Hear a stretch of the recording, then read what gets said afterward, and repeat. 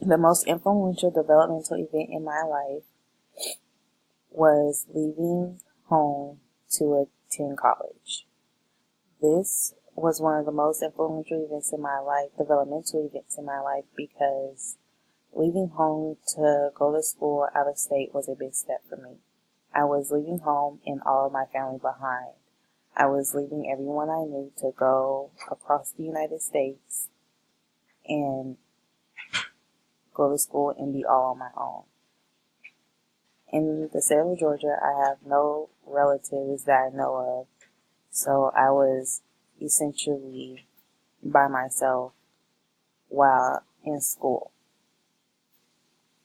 At the age of 18, this was scary, but exciting in the same way.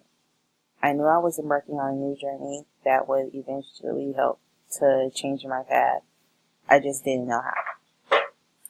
The way this event shaped and developed and became the most developmental event in my life was because it helped me to find my identity. I decided to attend a historically black college or university, also known as an HBCU. This event at the age of 18 led me to develop my identity as a black woman. It also helped me to develop my identity even more as a person and individually in my personality, but especially as a black woman in America.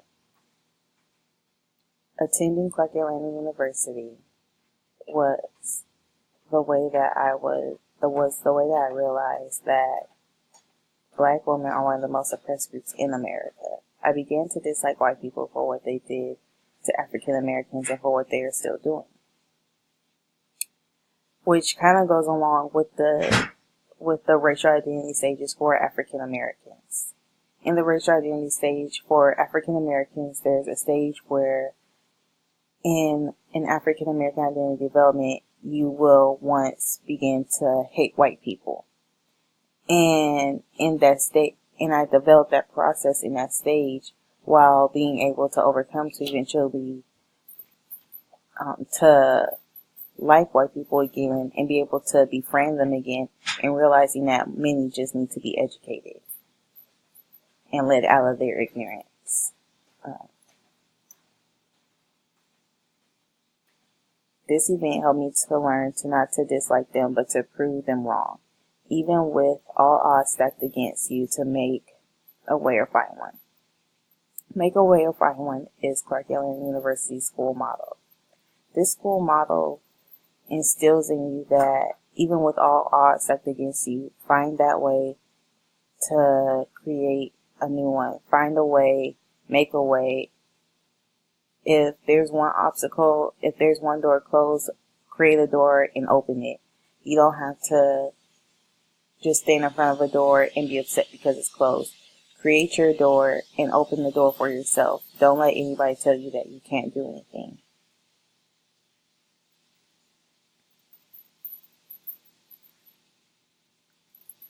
Create opportunities for yourself. The school model also means to create opportunities for yourself, to create something for yourself and for others that wasn't there for you. According to the book in Erik Erikson's Psychosocial Stages, I should be in the intimacy versus isolation stage. This stage consists of creating long-lasting relationships outside of my family, which I believe I have done. Even before attending college, I've had some of the same friends since I was in preschool. These friends have helped me through my entire life, even through now, from preschool until now. And developing those friendships have helped me in my life in many different ways. But while in school, I've also developed what I believe will be lifelong friendships. And also being in a relationship, I feel like these relationships that were created outside of my family have helped me to gain the mastery in this psychosocial stage of intimacy versus isolation. The intimacy part I know does not also relate to just the love factor, but also to friendships and not wanting to avoid them. And I don't ever want to avoid friendships. I want to create new friendships. I want to create more people in my life that are there for me and that want to be there for me, which I feel like I had done at CAU for the first year in my life. I had to realize who was there for me and who wasn't, to know who will be a long-lasting friend in my life.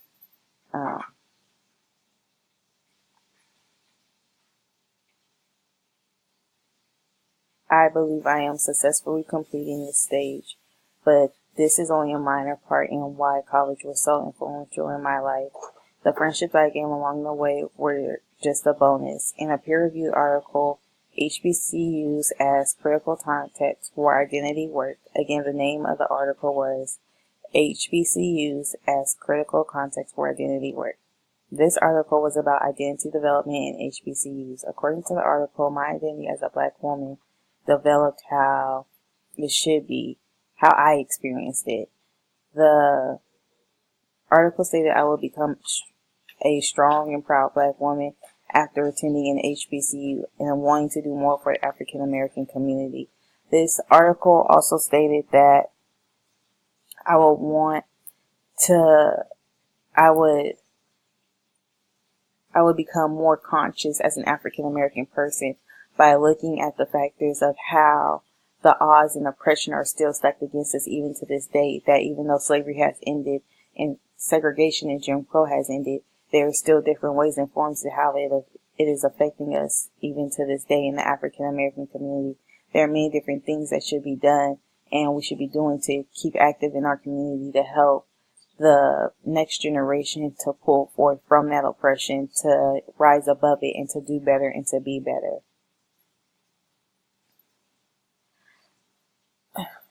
I believe that this event was very influential in my development because it helped me to want more for the African American community. It helped me to want to be a better example and positive role model for kids in my community. This event led me to want to give to those that weren't able to get the things that I was able to receive growing up, especially growing up in a middle class community. Not everybody's able to get those certain privileges. It made me want to be able to give back more and be able to want to do more, and by creating a nonprofit organization when I get to where I want to be.